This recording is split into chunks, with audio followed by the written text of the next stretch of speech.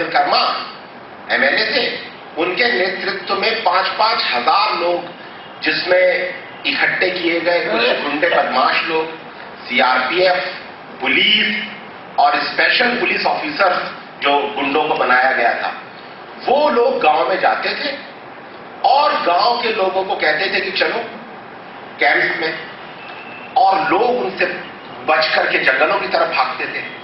जो लोग भागते थे, भागते हुए लोगों पर गोलियां चलाई जाती थी। जो लोग भाग जाते थे उनके घरों में आग लगा दी जाती थी। बच्चियों के साथ उनकी इज्जत लूटी गई। सैकड़ों केस हैं बलात्कार के।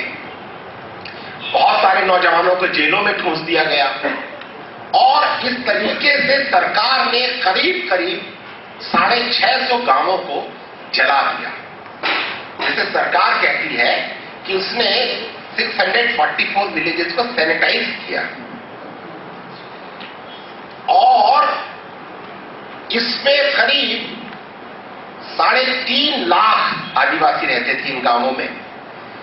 उसमें से करीब 50,000 आंध्र प्रदेश और थोड़े महाराष्ट्र, थोड़े उड़ीसा में पलायन कर गए, ज्यादातर आंध्र प्रदेश में।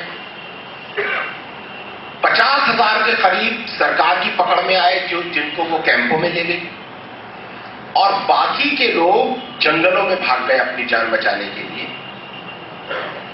और जंगलों में उनके ऊपर लगातार हमले होते रहे। इन गांवों पर कोई एक बार हमला नहीं हुआ। एक एक गांव पर हमारे पास उदाहरण है 15-15, 20-20 बार हमले हुए। हर बार यही फोर्सेस जाती हैं गांव में। गांव वाले फिर से कोशिश करते हैं कि अपना घर बना लें, अपनी फसल फिर से उगा लें, फिर से जिंदगी शुरू करें।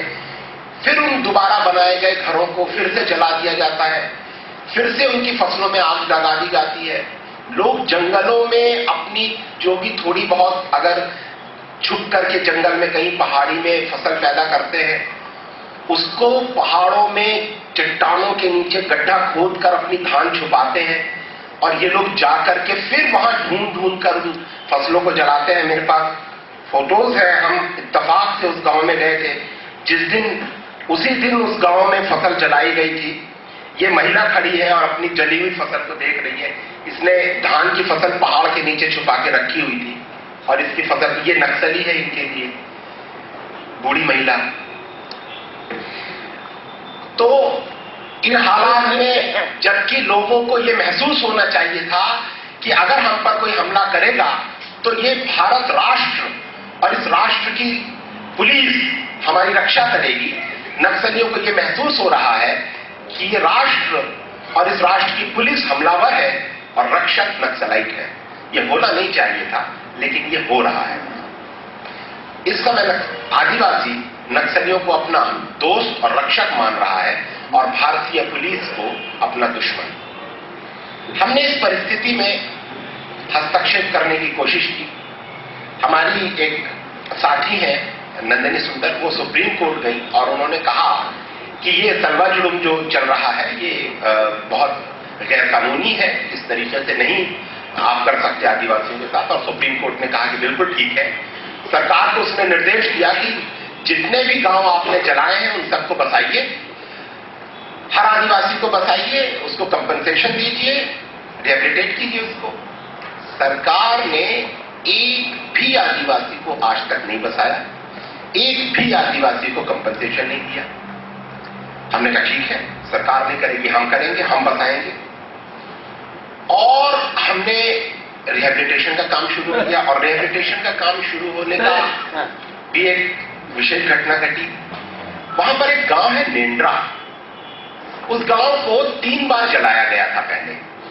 143 घर वहां जला दिए गए थे। वहां की 4 लड़कियां गायब थी, 10 कत्ल हो चुके थे उस गांव में पुलिस के द्वारा।